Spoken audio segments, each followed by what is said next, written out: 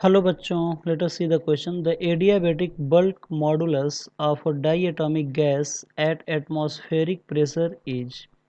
Question ये कर रहा है कि द एडियाबेटिक बल्क मॉडुलस जो है डाइएटॉमिक गैस का एटमॉस्फेरिक प्रेशर के ऊपर क्या होगा. चार ऑप्शन दिए, सही ऑप्शन का चुनाव करना है. फर्स्ट ऑप्शन में कर रहा है 0 Newton per metre square. Second option में कर रहा है 1 newton per metre square. Third option 1.4 into 10⁴ newton per metre square. और फोर्थ ऑप्शन में कर रहा है 1.4 into 10⁵ newton per metre square. आइए देखते हैं इस क्वेश्चन का मेन की कॉन्सेप्ट क्या है और फिर इस क्वेश्चन को हम लोग अटेम्प्ट करेंगे. तो की कॉन्सेप्ट में हम लोग समझेंगे कि वो कौन सा ऐसा फॉर्मूला है जिसके बेस पर इस क्वेश्चन को हम लोग सॉल्व कर सकते हैं. यहाँ पे बल्क मॉडुलस का क्या है, यानी कि ये जो क्वेश्चन है वो बल्क मॉडुलस के फॉर्मूले पे बेस्ड है और यहीं से हम लोग शुरुआत भी करेंगे. तो this question is based on the formula of bulk modulus. Bulk modulus क्या होता है? बल्क मॉडुलस का फॉर्मूला.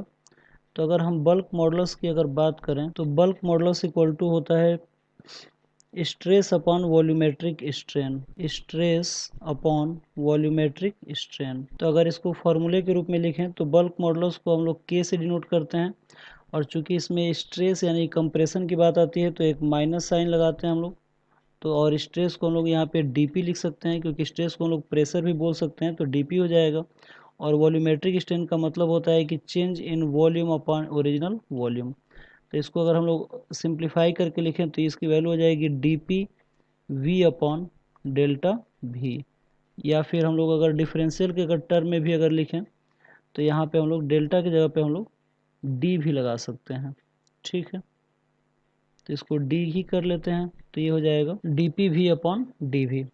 ठीक है, तो अगर हम बात करें यहाँ पे सोल्यूशन की तो आइए सोल्यूशन वाले पार्ट की हम लोग बात करते हैं कि क्या क्या गिवन है. तो आप लोग देख सकते हैं कि यहाँ पे कह रहा है कि एडियाबेटिक बल्क मॉडुलस की बात कर रहा है. तो अगर एडियाबेटिक प्रोसेस की अगर हम बात करें फॉर एडियाबेटिक प्रोसेस, तो एडियाबेटिक प्रोसेस में जो D P upon D V होता है उसकी वैल्यू जो होता है गामा पी अपॉन भी होता है. यहाँ पे पी प्रेशर है, भी वॉल्यूम है और गामा जो है स्पेसिफिक हीट कैपेसिटी का एट कांस्टेंट प्रेशर और वॉल्यूम पे रेशियो होता है. ठीक है, तो अगर हम लोग इसको बल्क मॉडुलस में अगर यूज करें तो के की जो वैल्यू मिलेगी, तो आप लोग देख सकते हैं यहाँ पे कि जो बल्क मॉडुलस के की जो वैल्यू था यहाँ पे माइनस डी पी भी अपॉन डी वी था. तो अगर हम लोग यहाँ पे D P upon D V के जगह पे, मतलब कि इस डी पी अपॉन अगर डी वी के जगह पे अगर हम लोग एडियाबेटिक प्रोसेस का अगर हम लोग गामा पी अपॉन अगर भी लिख दें तो के की वैल्यू हमें क्या मिलेगा, तो हमें मिल जाएगा माइनस भी और ये हो जाएगा माइनस, यहाँ पे भी माइनस होता है, माइनस गामा पी अपॉन भी होता है. तो ये हो जाएगा गामा पी अपॉन भी. तो भी से भी कैंसिल आउट हो जाएगा तो और माइनस से माइनस कैंसिल आउट हो जाएगा तो हमें के की जो फॉर्मूला मिलेगा वो मिलेगा गामा पी. यहाँ पे जो गामा है आप लोग को मैं पहले ही बताऊँ कि स्पेसिफिक हीट कैपेसिटी का रेशियो होता है एट कांस्टेंट वॉल्यूम और प्रेशर पे, और पी यहाँ पे प्रेशर है. तो गामा की अगर हम बात करें तो फॉर एडियाबेटिक गैस, अगर एडियाबेटिक गैस की अगर बात करें तो गामा की जो वैल्यू होता है ये होता है 7/5. ठीक है, और एटमॉस्फेरिक प्रेशर सबको पता होगा कि 1.013 इंटू 10⁵ पास्कल होता है.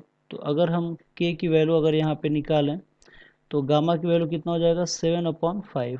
और एटमॉस्फेरिक प्रेशर कितना होता है, तो ये होता है 1.013 इंटू 10⁵.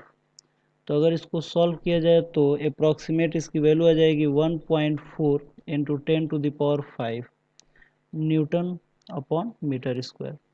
तो इस क्वेश्चन का जो सही आंसर होगा वो हो जाएगा 1.4 into 10⁵ newton upon metre square. तो आइए देखते हैं किस ऑप्शन में किस ऑप्शन में इस क्वेश्चन का सही आंसर दिया हुआ है.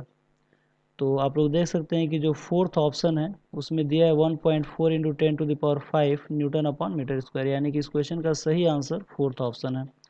तो आई होप आप लोगों को क्वेश्चन समझ में आया होगा. Thank you very much, good luck.